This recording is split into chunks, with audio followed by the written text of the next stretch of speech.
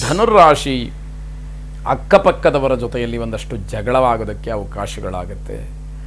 ಜೊತೆಯಲ್ಲಿ ಕೆಲಸ ಮಾಡ್ತಕ್ಕಂಥವ್ರ ಜೊತೆಯಲ್ಲಿ ಜಗಳ ಮಾಡ್ತೀರಿ, ಇದೆಲ್ಲದಕ್ಕೂ ಅವಕಾಶಗಳಿರುತ್ತೆ. ಜೀವನದಲ್ಲಿ ಉಜ್ವಲವಾದಂತಹ ಭವಿಷ್ಯ ಇದೆ ಅನ್ನುವಂಥದ್ದನ್ನು ತಿಳಿಬೇಕು, ಅದಕ್ಕೆ ಪ್ರಯತ್ನವನ್ನು ಮಾಡಬೇಕು, ಆ ಭವಿಷ್ಯವನ್ನು ಸದುಪಯೋಗ ಮಾಡಿಕೊಳ್ಬೇಕು. ಇದು ಮುಖ್ಯ ಧ್ಯೇಯವಾಗಬೇಕು. ಹೆಚ್ಚು ಬೆಲೆ ಬಾಳ್ತಕ್ಕಂತಹ ವಸ್ತುವಿನ ಖರೀದಿಯನ್ನು ಮಾಡಬಹುದು. ಆತ್ಮವಿಶ್ವಾಸ, ಭರವಸೆ ಇವೆಲ್ಲವೂ ಕೂಡ ನಿಮ್ಮ ಕೆಲಸಕ್ಕೆ ಸ್ಫೂರ್ತಿದಾಯಕವಾಗ್ತಕ್ಕಂಥದ್ದು. ನಾನು ಈ ಕೆಲಸವನ್ನು ಮಾಡಿ ಗುರಿಯನ್ನು ಸಾಧಿಸ್ತೀನಿ ಅಂತಕ್ಕಂತಹ ದೃಢವಾದ ವಿಶ್ವಾಸ, ಜೊತೆಗೆ ಬೇರೆಯವರು ನಂಬುವುದಕ್ಕೆ ಯೋಗ್ಯರಾದಂಥವರು ನಿಮಗೆ ಕೊಡ್ತಕ್ಕಂತಹ ಭರವಸೆ, ಇದು ನಿಮ್ಮ ಯಶಸ್ಸಿನ ದಾರಿಯಾಗ್ತಕ್ಕಂಥದ್ದಾಗುತ್ತೆ. ತಂದೆಯವರಿಗೆ ಆರೋಗ್ಯದಲ್ಲಿ ವ್ಯತ್ಯಾಸ ಕಾಣಬಹುದು, ಶಸ್ತ್ರಚಿಕಿತ್ಸೆಯಾಗತಕ್ಕಂತಹ ಸೂಚನೆಗಳೂ ಕೂಡ ಬರಬಹುದು ಅನ್ನುವಂಥದ್ದು. ಸೂರ್ಯನಾರಾಯಣನನ್ನು ಪ್ರಾರ್ಥನೆ ಮಾಡಿ, ಬ್ರಹ್ಮಸ್ವರೂಪ ಮುದಯೇ ಮಧ್ಯಾಹ್ನೇ ತು ಮಹೇಶ್ವರ ಅಸ್ತಮಾನೆ ಸ್ವಯಂ ವಿಷ್ಣುಸ್ತ್ರಯಮೂರ್ತಿರ್ದಿವಾಕರ ಎಂಬುದಾಗಿ ಸೂರ್ಯನಾರಾಯಣ ಸ್ವಾಮಿಯನ್ನು ಪ್ರಾರ್ಥನೆ ಮಾಡಿ ಶುಭವಾಗಿ. ಮಕರ ರಾಶಿ, ನಿಮ್ಮ ಎಲ್ಲ ಕೆಲಸಕ್ಕೆ, ವ್ಯವಹಾರಕ್ಕೆ, ವ್ಯಾಪಾರಾದಿಗಳಿಗೆ ಕುಟುಂಬದವರ ಪರಿಪೂರ್ಣವಾದಂತಹ ಸಹಕಾರ ಸಿಕ್ಕತ್ತೆ. ಧೈರ್ಯವಾಗಿರಿ ಅನ್ನುವಂತಹ ಮಾತು. ಇವತ್ತು ಸಂತೋಷದ ವಾತಾವರಣ. ಆರೋಗ್ಯದ ಬಗ್ಗೆ ಸ್ವಲ್ಪ ಗಮನವನ್ನು ಹರಿಸಿ. ಹಳೆಯ ನೋವಾಗಲಿ, ಆರೋಗ್ಯದ ವಿಚಾರವಾಗಲಿ ಎಲ್ಲವೂ ಕೂಡ ಮತ್ತೆ ಬರಬಹುದು, ಮರುಕಳಿಸಬಹುದು ಅನ್ನುವಂಥದ್ದು ಎಚ್ಚರಿಕೆ ವಹಿಸಿ. ಹಿಂದೆ ಯಾವುದೋ ನೋವನ್ನು, ಕಷ್ಟವನ್ನು ಆರೋಗ್ಯದ ದೃಷ್ಟಿಯಿಂದ ಅನುಭವಿಸಿರ್ತೀರಿ, ಅದೇ ನೋವು ಅದೇ ರೀತಿಯಲ್ಲಿ ನಿಮಗೆ ತೊಂದರೆಯನ್ನು ಕೊಡಬಹುದು ಅನ್ನುವಂತಹ ಸೂಚನೆ.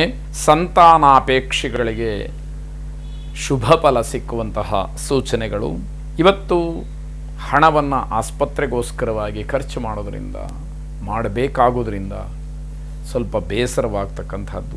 ಕೃಷ್ಣನನ್ನು ಪ್ರಾರ್ಥನೆ ಮಾಡಿ, ವಸುದೇವ ಸುತಂ ದೇವಂ ಕಂಸ ಚಾಣೂರಮರ್ದನಂ ದೇವಕೀ ಪರಮಾನಂದಂ ಕೃಷ್ಣಂ ವಂದೇ ಜಗದ್ಗುರುಂ ಎಂಬುದಾಗಿ ಪ್ರಾರ್ಥನೆ ಮಾಡಿ ನಿಮ್ಮ ಇಷ್ಟಾರ್ಥಗಳು ನೆರವೇರಲಿ.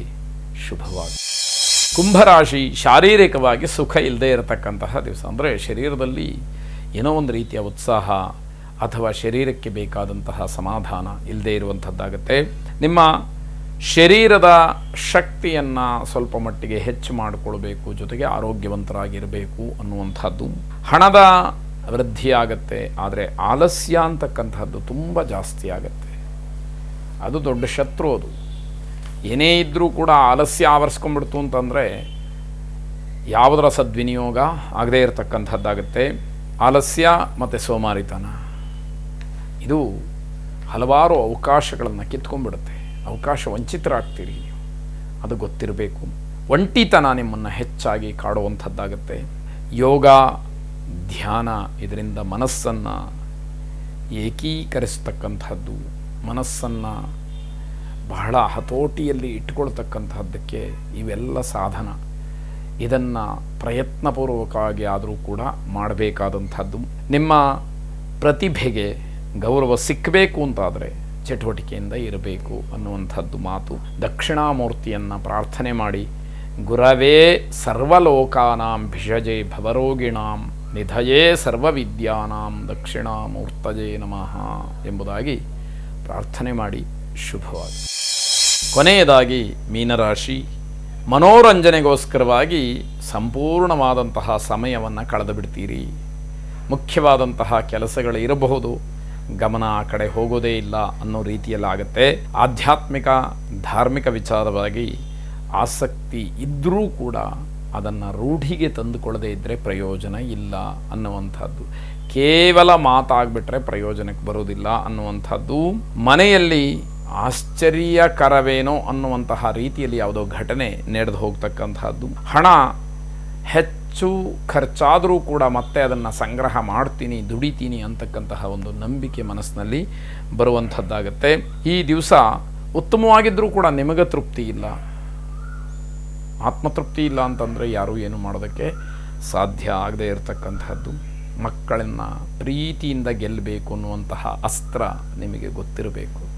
ಅದಿಲ್ಲ ಅಂತಾದರೆ ಮಕ್ಕಳ ಜೊತೆಯಲ್ಲಿ ವ್ಯವಹರಿಸ್ತಕ್ಕಂಥದ್ದು ಪ್ರಯೋಜನಕ್ಕೆ ಬರೋದಿಲ್ಲ. ಮಕ್ಕಳಿಂದ ತುಂಬ ಬೇಸರವಾಗ್ತಕ್ಕಂತಹ ದಿವಸ. ಕುಲದೇವತಾ ಪ್ರಾರ್ಥನೆಯನ್ನು ಮಾಡಿ. ಶುಭವಾಗಿ.